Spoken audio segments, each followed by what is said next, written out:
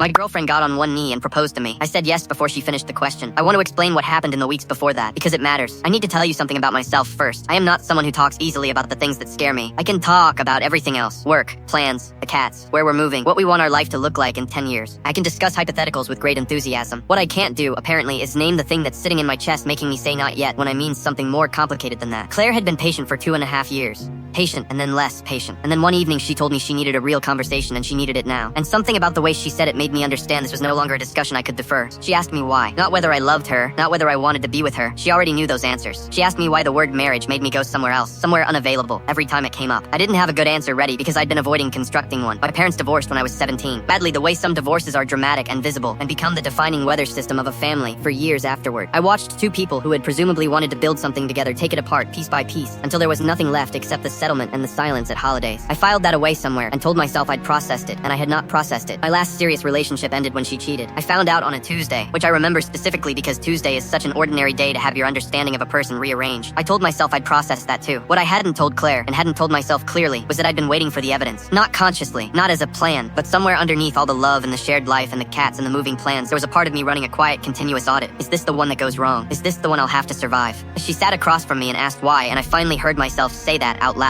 That I was scared, and that the fear wasn't about her. It was about what I knew about how things end, which was more than I wanted to know, which had made me superstitious about the word itself, as though saying it would activate something irreversible. She listened. She didn't reassure me reflexively, didn't tell me it would be fine, didn't promise me things she couldn't promise. She just sat with what I'd said for a moment and then told me that she'd been married before, to someone who'd made her swear she'd never do it again, that she'd watched her own fear of repetition and decided to walk toward the thing anyway, because not walking toward it meant letting an old wound determine her future. She said she was tired of waiting for me to arrive at the same place she was already standing. Something settled when she said that. Not dramatically, just a quiet shift, the feeling of a thing becoming possible that had been closed. I said yes. I said let's do it. She got on one knee 3 days later with a ring she'd picked out herself, which is exactly the kind of person she is. She identified what she wanted, did the research, made it happen. I said yes again before she finished asking, and she laughed and I cried a little, which surprised both of us. We put a deposit on a venue last week. I've been making spreadsheets, which Claire finds both endearing and predictable. She says I'm the most enthusiastic convert she's ever seen, which is fair. When I'm in on something, I'm in completely. And now that the door is open, I don't understand why I spent so long standing on the wrong side of it. Here's what I know now that I didn't before that conversation. Fear is very good at disguising itself as practicality. Not yet sounds responsible. It sounds measured. It sounds like someone being thoughtful rather than someone protecting themselves from a wound they never actually addressed. I let my fear dress itself up in reasonable clothing for 2.5 years, while the person I wanted to spend my life with waited for me to figure out what I was actually afraid of. She could have pushed. She could have issued ultimatums. She could have made the conversation punishing in ways that would have confirmed everything I was afraid of. She just asked me why. That's the whole thing. She asked me why, and I finally had to have an honest answer. And the honest answer was smaller and more manageable than the fear had made it feel.